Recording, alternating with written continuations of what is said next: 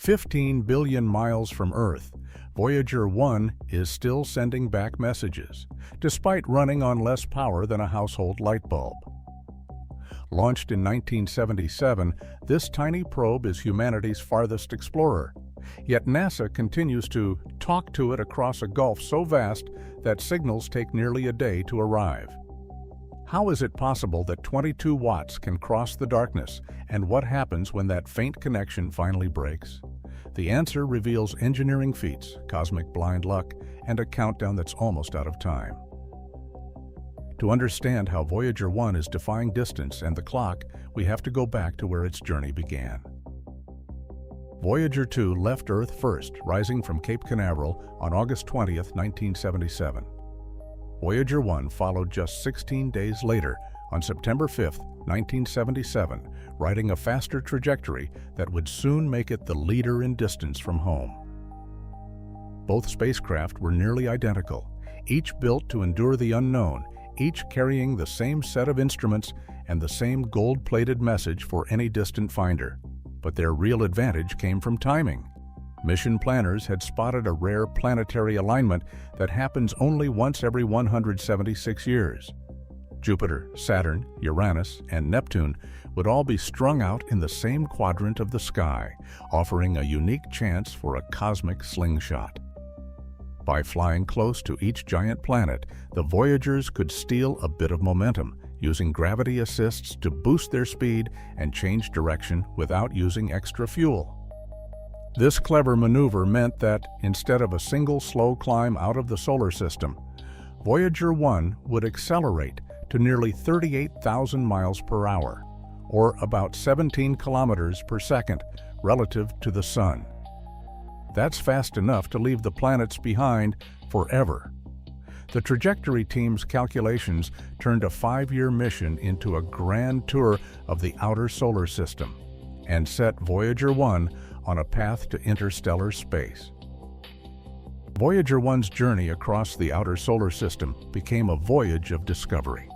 Passing Jupiter, the spacecraft revealed the planet's faint rings and captured the first direct images of active volcanoes erupting on Io. Saturn offered new mysteries. Voyager 1's instruments detected the thick, hazy atmosphere of Titan, hinting at complex chemistry hidden beneath the clouds. Each world slipped behind, but the real boundary lay far ahead. Beyond the last planet, the Sun's influence forms a vast bubble called the heliosphere, a region shaped by solar wind and magnetic fields.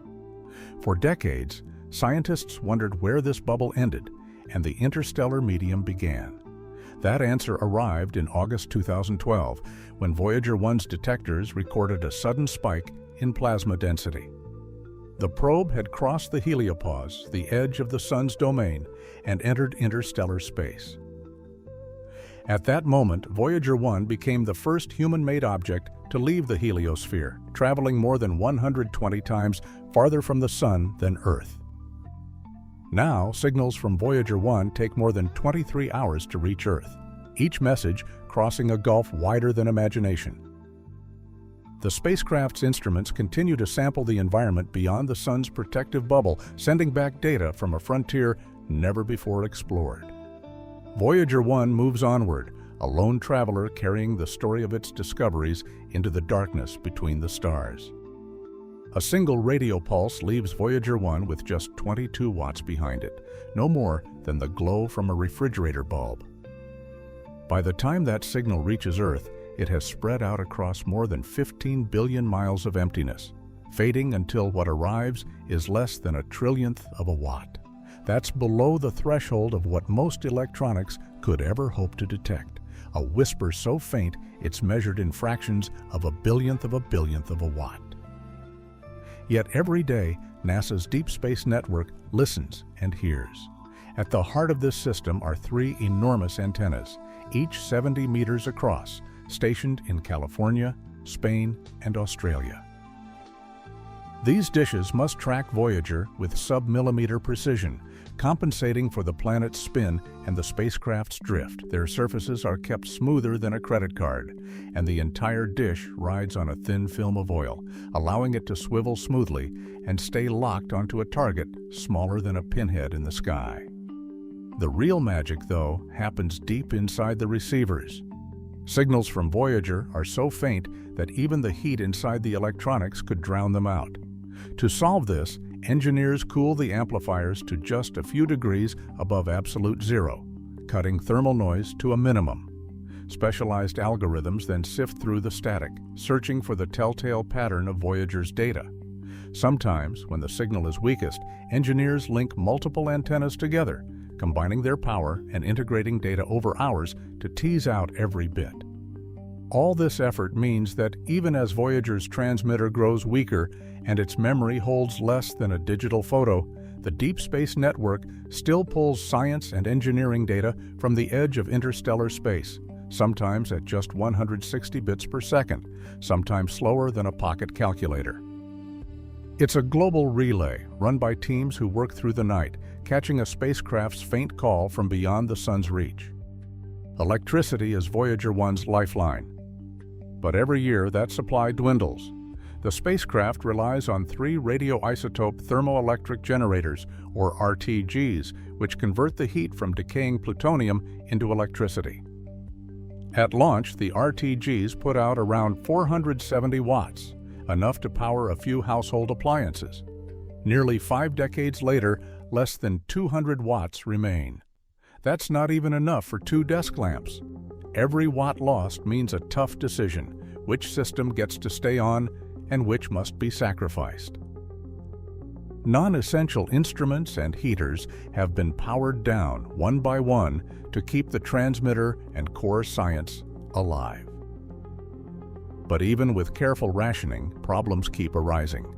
In July 2023, a routine command sent to Voyager 2, Voyager 1's twin, nudged its antenna just 2 degrees off target, causing an 11-day blackout. A pre-programmed safety routine slowly swept the antenna back toward Earth, and contact was restored. But the scare highlighted just how fragile the link has become. Voyager 1 faced its own crisis in late 2023 when its flight data system began sending only gibberish. Engineers dug through decades-old documentation tracing the fault to a single corrupted memory chip. With just a few kilobytes to work with, the team wrote a new software routine, rerouting data around the damaged memory. After weeks of radio silence and nail-biting uploads, each command taking nearly a day to round trip, usable science data finally returned in April 2024. Thruster valves, essential for aiming the antenna, have started to show signs of clogging after years in the cold. New software patches uploaded from Earth now minimize thruster use, buying precious time. Each fix is a reminder. Ingenuity and teamwork are keeping Voyager's voice alive, even as its power fades and its systems age far beyond their expected lifespan. Every year, Voyager 1's electrical heart beats a little more faintly. The radioisotope generators lose about 4 watts annually, and mission planners track the numbers with growing urgency.